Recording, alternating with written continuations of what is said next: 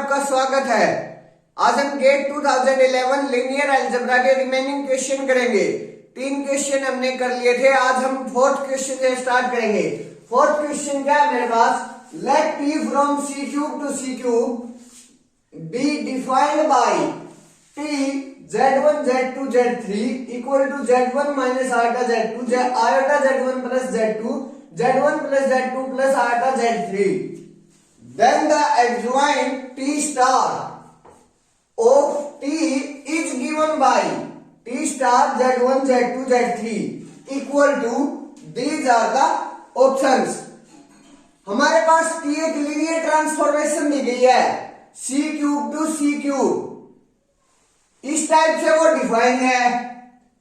उसके बाद adjoint of t star of t वो किस टाइप से डिफाइन की गई है, t transpose conjugate z1 z2 z3 means इस t का ट्रांसपोज और कॉन्जुगेट वो है एडजॉइंट t स्टार, वही हमने डिफाइन करना है।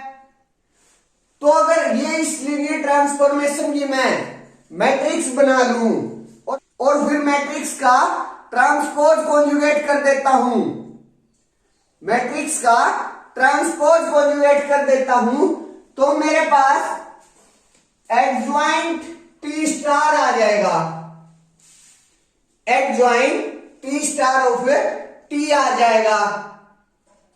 तो पहले हम इसकी मैट्रिक्स बनाएंगे। यहां मेरे पास कोई भी बेसिस नहीं गिवन, कोई भी बेसिस नहीं गिवन तो हम स्टैंडर्ड बेसिस का यूज करेंगे। और मैंने फर्स्ट वीडियो में बताया था कि जो स्टैंडर्ड बेसिस के विद रिस्पेक्ट हम मैट्रिक्स बनाते हैं वो किस टाइप से बनती है। मैं यहां डायरेक्ट बना रहा हूं, आप फर्स्ट गेट की फर्स्ट वीडियो में देख सकते हैं। अगर मैं मैट्रिक्स को ए का नाम दूं तो वो क्या आ जाएगी, A equal to first tuple, first tuple के जो कोफिशिएंट है वो फर्स्ट रो में आएंगे। फर्स्ट टपल क्या है, z1 माइनस आयोटा z2, तो इसके जो कोफिशिएंट्स है z1 z2 z3 के वो फर्स्ट रो में आ जाएंगे। यहां z1 का कोफिशिएंट 1 है, z2 का माइनस आयोटा है और z3 का 0 है। सेकंड रो में सेकंड टपल के कोफिशिएंट, यहां second tuple iota z1 plus z2 है, तो z1 का कोफिशिएंट आयोटा, z2 का कोफिशिएंट 1 और z3 का 0। सिमिलरली थर्ड रो में थर्ड टपल के कोफिशिएंट, z1 का कोफिशिएंट 1, z2 का कोफिशिएंट 1 और z3 का कोफिशिएंट आयोटा। ये मेरे पास इस लीनियर ट्रांसफॉर्मेशन की मैट्रिक्स आ गई। अब मैं इसका ट्रांसपोज और कॉन्जुगेट कर देता हूं तो मेरे पास टी ट्रांसपोज कॉन्जुगेट की मैट्रिक्स आ जाएगी और वहां से फिर हम उसकी लीनियर ट्रांसफॉर्मेशन बना देंगे, उसको z1 z2 z3 से मल्टीप्लाई करके, इस कॉलम से मल्टीप्लाई करके। चलिए करते हैं। मैं इसका ट्रांसपोज और कॉन्जुगेट एक साथ कर लेता हूं। पहले हमें ट्रांसपोज में रो को कॉलम में चेंज करेंगे। मीन्स अगर मैं ए ट्रांसपोज कॉन्जुगेट लिखूं तो फर्स्ट रो फर्स्ट कॉलम में चेंज हो जाएगी, तो वो क्या आ जाएगा, 1 माइनस आयोटा और 0। अब साथ ही साथ में कॉन्जुगेट ले रहा हूं तो रियल नंबर का कॉन्जुगेट रियल के बराबर आता है और जो कॉम्प्लेक्स नंबर है उसका कॉन्जुगेट आयोटा की जो टर्म्स है उसके आगे साइन चेंज हो जाता है। तो यहां माइनस आयोटा है तो जब कॉन्जुगेट करेंगे तो प्लस आयोटा हो जाएगा। मींस जो ए ट्रांसपोज कॉन्जुगेट है उसका जो फर्स्ट कॉलम है वो क्या आ गया मेरे पास, 1 आयोटा 0। सिमिलरली सेकंड रो को हम सेकंड कॉलम में लिखेंगे तो वो क्या आ जाएगा, आयोटा 1 0। अब इसका भी ये तो ट्रांसपोज हो गया, अब कॉन्जुगेट करेंगे तो क्या माइनस लग जाएगा कॉन्जुगेट में। सिमिलरली थर्ड रो को हमें थर्ड कॉलम में लिखेंगे तो 1 1 आयोटा ये तो मेरा ट्रांसपोज हो गया, और कॉन्जुगेट के लिए जहां भी आयोटा है उसके आगे माइनस लगा देंगे, तो यहां माइनस हो गया। ये मेरे पास ए ट्रांसपोज कॉन्जुगेट की मैट्रिक्स आ गई। अब मेरे को Z1 Z2 Z3 से अगर हम इसको मल्टीप्लाई कर देते हैं तो मेरे पास T transpose conjugate Z1 Z2 Z3 आ जाएगा। मल्टीप्लाई कर दीजिए, Z1 Z2 Z3, क्योंकि जो हमारा काम चल रहा था वो स्टैंडर्ड बेसिस पर चल रहा था, इसलिए हम Z1 Z2 Z3 को डायरेक्ट मल्टीप्लाई कर रहे हैं।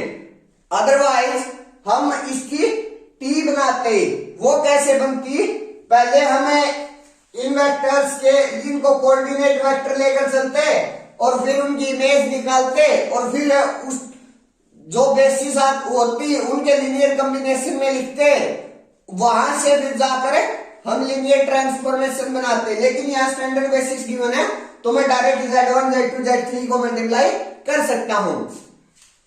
तो यहां से मेरे पास T transpose conjugate Z1 Z2 Z3 क्या आ जाएगा, इसके साथ मल्टीप्लाई करेंगे तो Z1 minus Z2 plus Z3। मेरे पास जो फर्स्ट रो आई वो क्या आ गई, Z1 minus iota Z2 plus Z3। First row की इस कॉलम के साथ मल्टीप्लाई कर दी। अब सेकंड रो की इस कॉलम के साथ मल्टीप्लाई अगेन करेंगे तो मेरे पास वहां सेकंड टप्पल आ जाएगा, मीन्स कॉलम वेक्टर का सेकंड एलिमेंट आ जाएगा।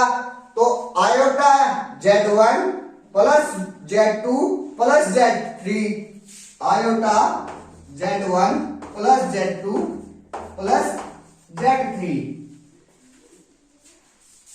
अब थर्ड रो की इस कॉलम के साथ मल्टीप्लाई तो 0 into Z1 0 into Z2 0 minus iota Z3। मेरे पास ये T transpose conjugate Z1 Z2 Z3 आ गया। अब ऑप्शन देख लेते हैं कौन सा ट्रू है हमारा, Z1 minus iota Z2 plus Z3, iota Z1 plus Z2 plus Z3 minus iota Z3, means option C हमारा उससे मैच करता, तो option C is a right answer. Next question number 5 क्या है मेरे पास, let T from R4 to R4 be defined by T x y z w, this type the dimension of the eigenspace of T is, these are the options। T एक linear transformation दी गई है जिसका defining formula ये है और उसकी dimension of the eigen space of T पूछ रहा है कि जो टी के आइगन स्पेस आएगी उसकी जो डायमेंशन होगी वो क्या होगी। अगर मैं इसकी टी की मैट्रिक्स बना लूं और फिर उस मैट्रिक्स की मैं आइगन स्पेस की डायमेंशन देख लूं तो वही डायमेंशन मेरी क्या हो जाएगी, टी के आइगन स्पेस की हो जाएगी। तो पहले हम इसकी मैट्रिक्स बना लेते हैं। यहां मेरे पास कोई भी बेसिस नहीं गिवन तो मैं इसको स्टैंडर्ड बेसिस लेकर चलूंगा। स्टैंडर्ड बेसिस लेते हैं तो मेरे पास जो मैट्रिक्स को अगर मैं ए का नाम दूं तो वो क्या आ जाएगी। मैंने गेट की फर्स्ट वीडियो में इजीली समझाया था कि जो लीनियर ट्रांसफॉर्मेशन से हम मैट्रिक्स बनाते हैं स्टैंडर्ड बेसिस में वो किस टाइप से बनती है। या मैं डायरेक्ट कर रहा हूं, फर्स्ट टप्पल जो है उसके जो एक्स वाई जेड डब्ल्यू के कोफिशिएंट है वो मेरे फर्स्ट रो में आ जाएंगे। एक्स का कोफिशिएंट 1 है, वाई का कोफिशिएंट 1 है, जेड का कोफिशिएंट 0 है और डब्ल्यू का कोफिशिएंट 5 है। तो ये मेरे पास फर्स्ट रो आ गई मैट्रिक्स की। सेकंड रो के लिए जो सेकंड टप्पल है मेरा उसमें जो एक्स वाई जेड डब्ल्यू के जो कोफिशिएंट है वो सेकंड रो में आ जाएंगे मेरे पास। तो यहां मेरे पास सेकंड टप्पल में x का कोफिशिएंट 1 है, y का कोफिशिएंट 2 है, z का कोफिशिएंट 0 है और w का कोफिशिएंट 1 है। ये मेरी सेकंड रो आ गई। अब थर्ड रो के लिए थर्ड टप्पल देखेंगे और उसके कोएफिशिएंट लेंगे। थर्ड टप्पल में x का कोएफिशिएंट 0 है, y का कोएफिशिएंट 0 है, z का कोएफिशिएंट -1 है और w का कोएफिशिएंट 2 है। ये मेरी थर्ड रो आ गई। अब फोर्थ रो के लिए फोर्थ टप्पल देखेंगे, उसमें x का कोएफिशिएंट 5 है, y का कोएफिशिएंट 1 है, z का कोएफिशिएंट 2 है और w का कोएफिशिएंट 0 है। मेरे पास ये मैट्रिक्स आ गई। देखने से पता चल रहा है ये जो मैट्रिक्स है मेरी वो एक सिमेट्रिक मैट्रिक्स है। अगर मैं इसका ट्रांसपोज करूं तो इसी मैट्रिक्स के बराबर आता है, A equal to A transpose. अगर A equal to A transpose आता है तो ऐसी मैट्रिक्स को हम सिमेट्रिक मैट्रिक्स कहते हैं। और एक बात, अब हम रिजल्ट्स पर आते हैं। जो सिमेट्रिक मैट्रिक्स होती है वो डायगोनलाइजेबल होती है। Every real symmetric matrix is diagonalisable. तो ये जो मैट्रिक्स है R4 टू R4 है, जो इसकी एंट्रीज है रियल है, तो ये डायगोनलाइजेबल है। डायगोनलाइजेबल है तो मेरी जो GM है, हर आइगन वैल्यू की GM और AM बराबर होगी और A के पास आइगन वैल्यूज की जो अलजेब्राइक मल्टीप्लिसिटी होगी, जो टोटल आइगन वैल्यूज होंगी वो कितनी होंगी? 4। तो हमारे पास जो GM हो जाएगी वो भी कितनी हो जाएगी, क्योंकि हर आइगन वैल्यूज की अलजेब्राइक और ज्योमेट्रिक मल्टीप्लिसिटी सेम होगी। अगर यहाँ चारों के चारों आइगन वैल्यूज मेरी सेम आती है तब भी मेरे पास जो GM है वो पक्का 4 आ जाएगी, क्योंकि ये डायगोनलाइजेबल है। और डायगोनलाइजेबल का रिजल्ट होता है कि उसमें आइगन वैल्यूज की अलजेब्राइक मल्टीप्लिसिटी और ज्योमेट्रिक मल्टीप्लिसिटी दोनों सेम होती हैं। तो यहां से मेरे पास जो आइगन वैल्यूज हैं वो 4 हैं और उन्हीं के कोरस्पॉन्डिंग फिर जो GM आएगी वो भी 4 आ जाएगी। तो मीन्स जो total dimension of eigen space of T आया वो क्या आ गया मेरे पास? 4 आ गया। Means option D is right answer. Question number 6 and question number 7 linked question है। क्या स्टेटमेंट है? The matrix A equal to this can be decomposed into the product of a lower triangular matrix L and an upper triangular matrix U as A equal to LU, where L equal to this and U equal to this. Let x, z belonging to R cube and B equal to this. पहले हम इस statement को समझते हैं, question पर बाद में आएंगे। स्टेटमेंट क्या है? ए में ये मैट्रिक्स दी गई है, इसको डिकम्पोज किया गया है, मींस इसको तोड़ा गया है लोअर ट्रायंगुलर मैट्रिक्स और अपर ट्रायंगुलर मैट्रिक्स में। मींस ये जो ए है वो लोअर ट्रायंगुलर मैट्रिक्स और अपर ट्रायंगुलर मैट्रिक्स की प्रोडक्ट है, और जो L है वो ये है और जो U है ये है। L21, L31, L32 ये मेरे पास आर्बिट्रेरी दिए गए हैं। पहले हम इनकी वैल्यू निकालेंगे और यहां से U11, U12, U13 और इनकी वैल्यू निकालकर फिर इनमें L और U को पुट कर लेंगे, क्योंकि हमारे पास जो आगे चलकर L पर बात हो रही है और नेक्स्ट क्वेश्चन में U पर बात हो रही है। तो वैल्यू निकालिए। अगर मैं इसकी और इसकी प्रोडक्ट करूं और उसको इसके बराबर रख दूं तो मेरे पास वहां से L21, L31, L32 और U11, U12 इनकी वैल्यूज आ जाएंगी। प्रोडक्ट कीजिए L U 1 first row first column, इसकी जो प्रोडक्ट होगी वो U11 के बराबर आ जाएगी और U11 किसके बराबर हो जाएगा? फिर 1 के, क्योंकि जो प्रोडक्ट है A के बराबर है। ये फर्स्ट एलिमेंट आ गया मेरा A का U11, तो यहां से मेरे पास जो U11 है वो किसके बराबर हो गया? 1 के बराबर हो गया। अब first row second column second element के लिए, तो इनकी जो मल्टीप्लीकेशन है वो करेंगे, तो यहां से U12 0 0, तो यहां U12 आ जाएगा। और जो U12 है, जो मैट्रिक्स A है उसमें जो ये सेकंड एलिमेंट है वो क्या है, 1 है। तो यहां से मेरे पास जो U12 की वैल्यू आई वो भी क्या आ गई, 1 आ गई। अब third element first row third column से मल्टीप्लाई करेंगे, तो यहां से मेरे पास 1 into U13 plus 0 into U23 0 plus 0 into U33 0, तो यहां से मेरे पास जो ये एलिमेंट है U13 आ गया।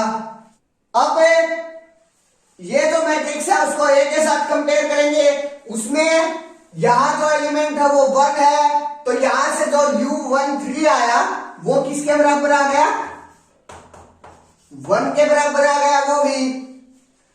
अब इस एलिमेंट के लिए क्या करेंगे, सेकंड रो फर्स्ट कॉलम, तो यहां से मेरे पास L21 into U11 into L21 plus 1 into 0 0 plus 0 into 0 0, तो ये जो एलिमेंट है वो मेरे पास U11 L21 आ गया। U11 की मेरे पास वैल्यू आई हुई है 1, तो यहां से मेरे पास जो L21 आया वो क्या जाएगा, अगर हम इसको इसके साथ कंपेयर करेंगे, इन दोनों की जो प्रोडक्ट है मेरे पास वो 2 आ गई। और पहले मेरे को पता है जो U11 है वो 1 है, तो यहां से जो L21 है वो मेरे पास क्या आ गया, 2 के बराबर आ गया, तभी तो उन दोनों की प्रोडक्ट 2 के बराबर होगी। अब इस एलिमेंट के लिए क्या करेंगे हम, सेकंड रो और सेकंड कॉलम, तो यहां से L21 into U12 L21 into U plus U22 plus 0 into 0 0, मेरे पास L21 U12 plus U22, matrix A में क्या है 1 इक्वल टू 1 आ गया। मेरे को L21 की वैल्यू पता है, U12 की वैल्यू पता है, तो U22 की वैल्यू आ जाएगी। वो वैल्यू क्या होगी, L21 की वैल्यू क्या है 2 और U12 की वैल्यू क्या है 1, तो यहां 2 आ गया मेरे पास, प्लस U22 इक्वल टू 1, तो U22 की जो वैल्यू आई मेरे पास वो क्या आ गई, -1।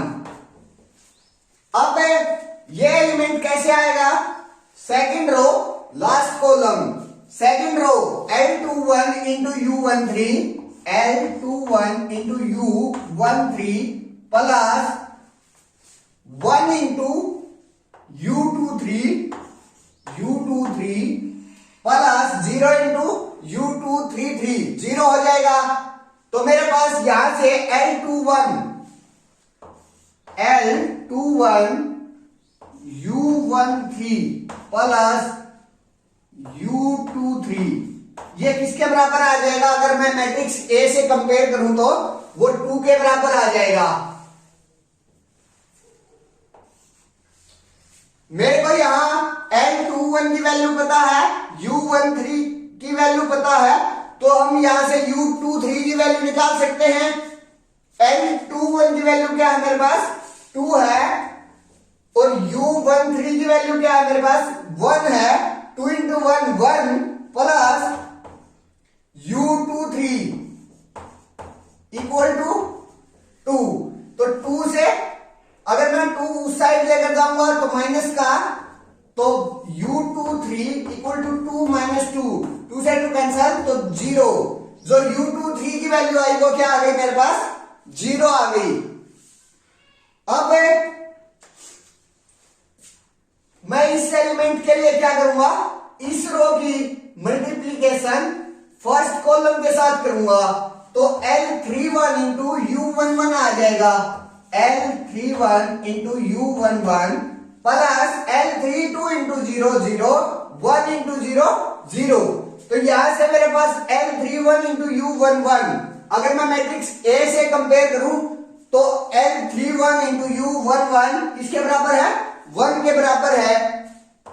L31 U11 equal to 1। यहां से मेरे पास U11 की वैल्यू तो है, U11 की वैल्यू क्या है मेरे पास? 1 है। तो यहां से मेरे पास L31 की भी वैल्यू कितनी आ जाएगी? 1। L31 equal to 1। अब सेकंड, इस एलिमेंट के लिए क्या करेंगे? इस रो की मल्टीप्लीकेशन सेकंड कॉलम से करेंगे। तो L31 into U12, L31 into U12 plus L32 into U22 plus 1 into 0 0 हो जाएगा। अब मैं मैट्रिक्स A के साथ कंपेयर करूं तो L31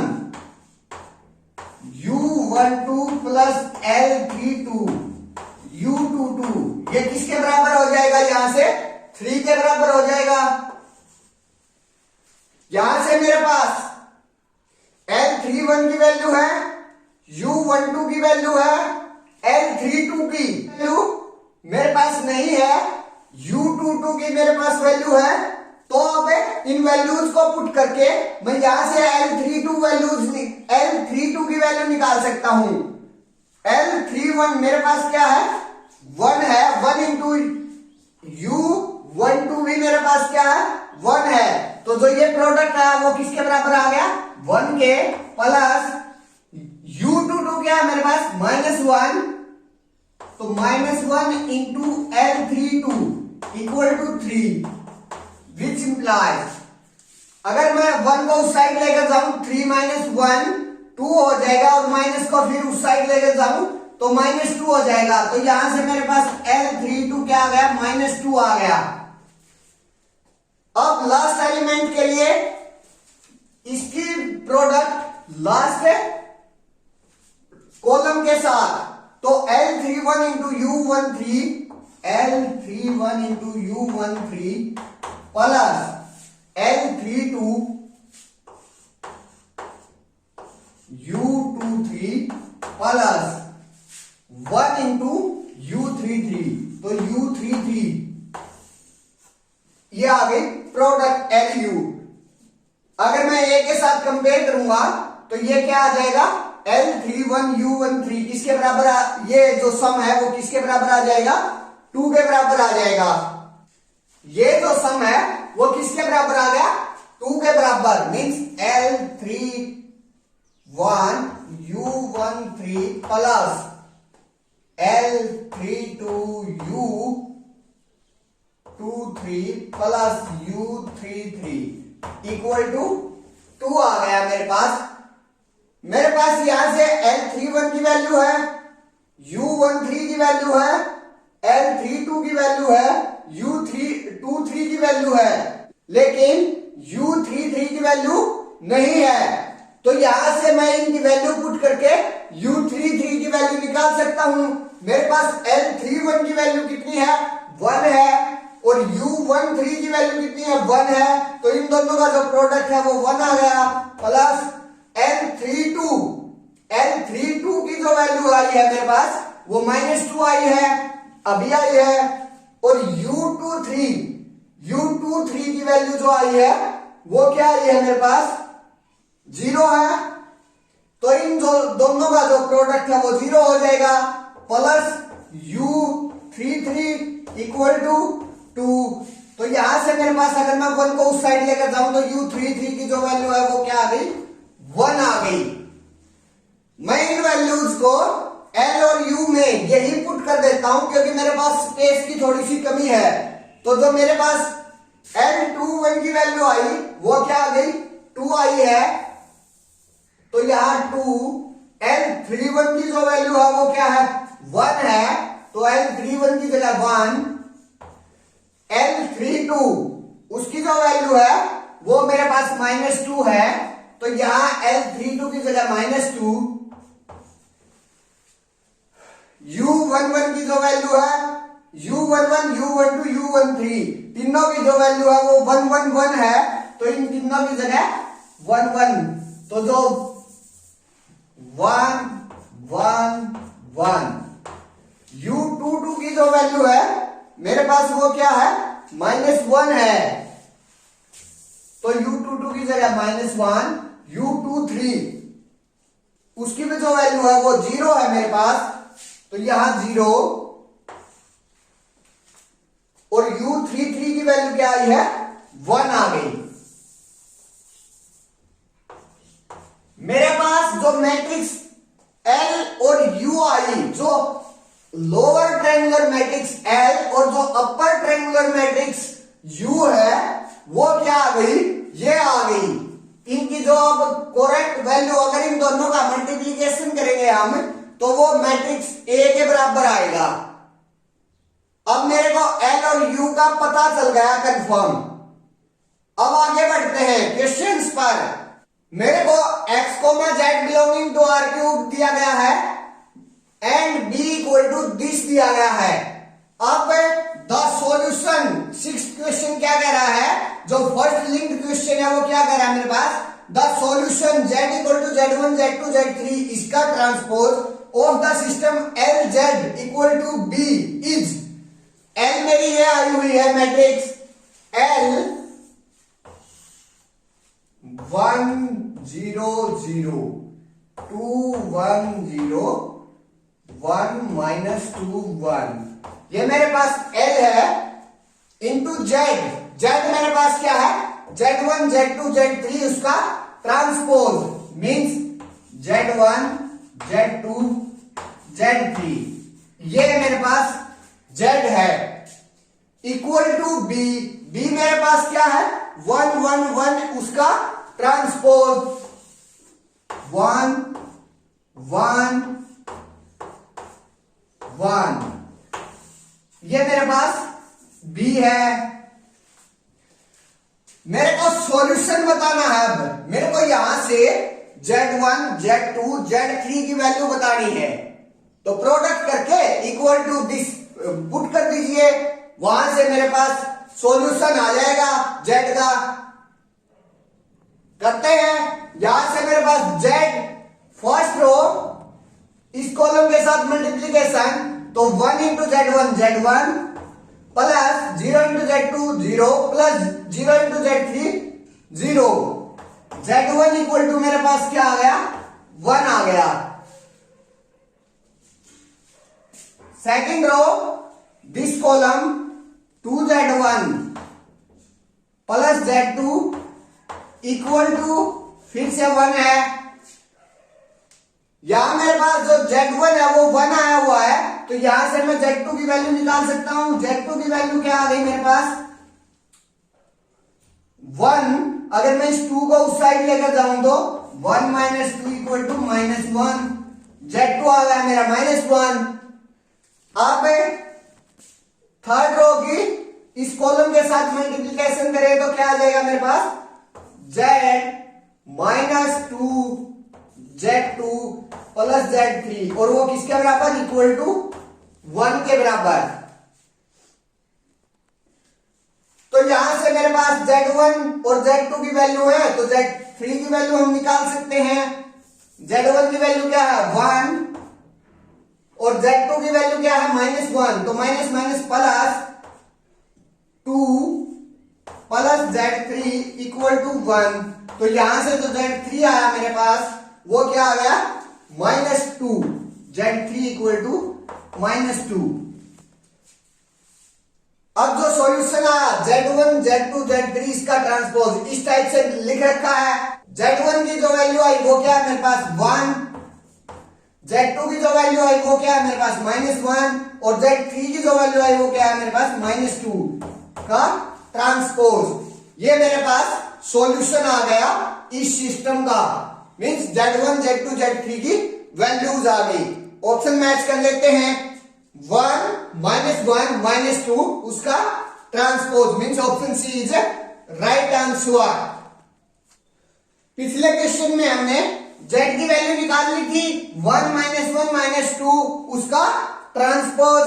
अब सेवेंथ क्वेश्चन में क्या कर रहा है, the solution x equal to x1 x2 x3 इसका ट्रांसपोज और the system ux equal to z is, these are the options. मेरे को इस सिस्टम का सॉल्यूशन बताना है, मींस x1 x2 x3 की वैल्यूज निकालनी है।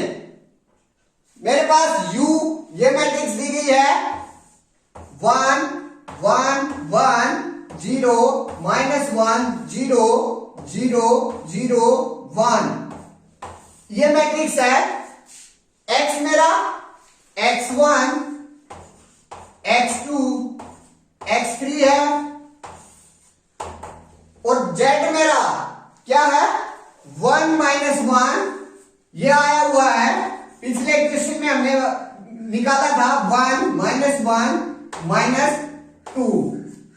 अब यहां से मेरे पास x1 x2 की वैल्यू निकालनी है तो मल्टीप्लीकेशन कीजिए, x1 plus x2 plus x3 किसके बराबर 1 के बराबर। Next 0 into x1 0 minus x1 into x2 minus x2 वो किसके बराबर हो जाएगा, यहां से -1 के बराबर। तो x2 किसके बराबर आ गया 1 के बराबर आ गया। Last 0 into x1 0 plus 0 into x2 0 plus x3 1 into x3 और वो किसके बराबर है -2 के बराबर।